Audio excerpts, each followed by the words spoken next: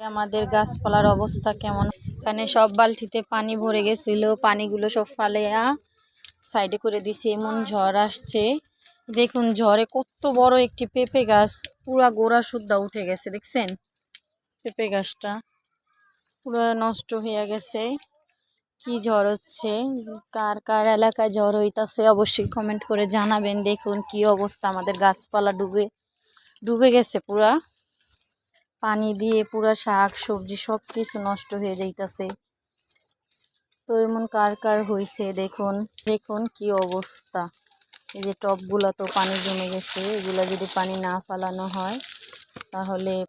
এখন একটু বাতাসটা কমছে, দেখুন এখন একটু বাতাসটা কমছে, তাই এতটা বোঝা যাইতেছে না, কিন্তু অনেক সকাল থেকে, আজকে ভোর সকাল থেকেই তুফান হচ্ছে।